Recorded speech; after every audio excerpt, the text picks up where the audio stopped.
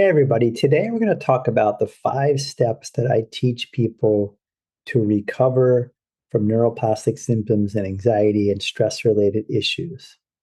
Another word we can use is relief, to get relief from these things. What you're going to hear from me today is I'm going to be using these 2 letters, RE, a prefix, which basically means to return or go back to. And these words that sound very simple, but they're very powerful when we take them in and utilize them. I think you want to keep it simple. My role here as a coach and as a licensed physical therapist who does this work is to simplify this down into steps that people can take and utilize in real time in their life for recovery and for relief. So let's start. Step 1. Step 1 is recognition, RE, recognize. Without your ability to recognize what's happening in yourself, you're going to be blind. It's like being unconscious. You're going to be going along with the programs, the patterns, the emotions, the things that you just do and you're not aware of. Okay, so recognition or recognizing is an awareness, it's a mindfulness. It's the ability to distinguish, discern, and see in yourself what's going on. So we need to first recognize the stress coming up in us, recognize emotions. Obviously, we can recognize symptoms. That's one thing we typically do. But then we typically don't go into the subsequent steps we're going to talk about. So when you can recognize and check in with yourself and see that, hey, I'm stressing in my mind, or I feel stressed, or I recognize I have this emotion, or I recognize that this is a neuroplastic symptom. Right? We need to recognize what this is. We don't need to say, oh my God, I have a sprained back. I have a migraine headache. I have IBS. That's not what this is, everybody, when it's neuroplastic. It's a neuroplastic symptom. Dr. Sarno said it's TMS. The diagnosis is TMS. It's not one of these other conditions. So we have to recognize this for what it is, step 1. Step 2, what's the second step? We want to reframe the whole situation. We want to reframe the symptoms. We want to reframe the stress, the emotions, whatever's coming up in you, the anxiety. Reframing is very important. Another word for that in the research is called reappraisal. Reappraisal. So we are reappraising or reframing the neuroplastic symptom or the anxiety or the emotion or whatever's coming up in you that's stressful, that it's okay. It's okay. It's all right. It's fine. It's not an issue. It's not a problem. It's not a big deal. Right? Why is this important? Well, this is really important because at the brain level, if we continue to stress about this, if we continue to be negative, we are basically dumping in more inflammation, more tension, more tightness. We're just continuing the activation of the sympathetic nervous system, which is the main driver in these symptoms. So when we can reframe something that, hey, it's okay. It's all right. I know what this is. I recognize it. Now I'm going to reframe it. And then what's step 3? Let's think about this logically. It goes in order. When you can reframe something as being okay, something as being all right, as being non-threatening, non-dangerous, it's benign, it's TMS, it's just a neuroplastic symptom, it's just my brain, it's sensitization, it's unconscious emotion. Once we see it as being okay, what do people typically do when they see anything as being okay? They relax. So step 3 is the ability to relax. And when you can relax, it's not the type of relaxation that you have or want you to have when there's a problem. It's the type of relaxation that you have when there is no problem. I call this a relief relaxation. So I want you to relax because you're okay. That's a much deeper type of relaxation. I've spoken about it before in the channel. It's like getting news from something that you thought there was a problem. And all of a sudden you get good news and they say, everything's all right. Everything's okay. There isn't a problem here. Oh gosh, thank God. The person relaxes. So I want you guys to relax because it's okay, that reframe. You know what it is. That's the recognition.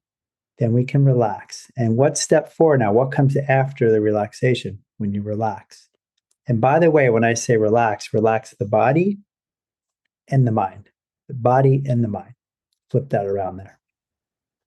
So when you can relax the body and the mind, which is part of the daily practice I teach, what happens next? Things start to release. Things start to go. Things start to settle. Things start to dissipate. Things start to improve. That's the release. And we can also have an intention in our mind here that we want to release this. We no longer want to hold on to this. We no longer want to carry this with us anymore or resist this anymore. We want to let it go. Okay, so when we let go, that's the relaxation. And then what happens is it lets go, or we let it go. That's the release. The release. So step 4 is a release. Okay, things can start to settle. Now, think about this again logically. If you recognize and you say, hey, I know what this is, Jim. And I had people telling me this. I know exactly what this is. I read all the books. I know I have TMS. I know this is neuroplastic. Well, that is not enough for you to recover, to get relief. You've got to do the subsequent steps. Maybe you're not doing step 2. Maybe you're still thinking, this is bad. This is no good. You're not reframing it positively. You're framing it as not being a problem. It's okay.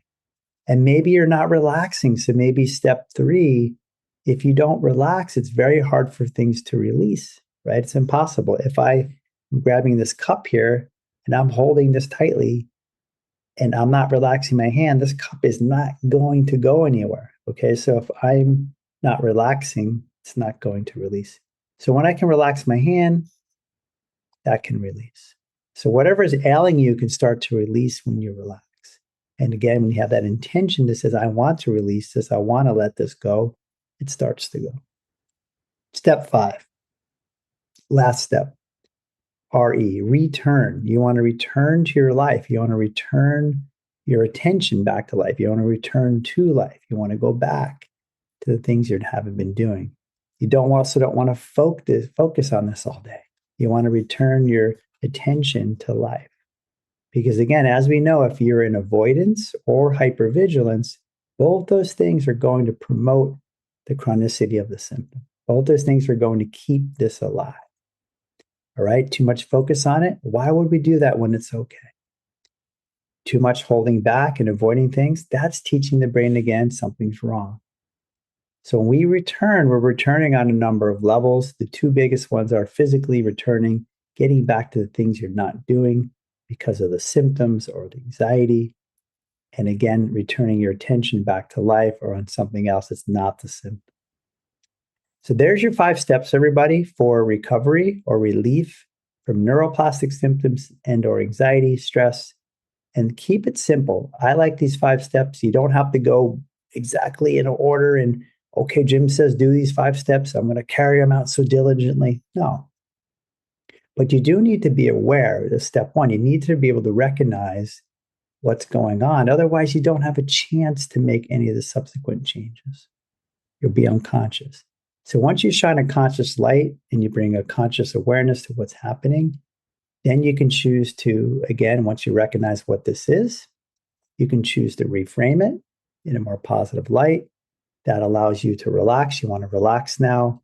Let this go. That's the release. And finally, you're going to return. And while you're returning to life many times, you're going to use these 4 steps. You're going to integrate the first 4 steps with step 5, which is the return. And in this way, you can apply graded exposure, getting back to life, using these 4 prior steps in your recovery to get relief. Thanks so much for listening, everybody. If you like the video, I really appreciate a thumbs up because it gets spread to more people. Subscribe to the channel if you haven't yet. If you want coaching support one-to-one, I also have a membership group, a Mind Body membership group that meets once a week. You can check all that out on my website, thepainpt.com, and I'll see you guys later.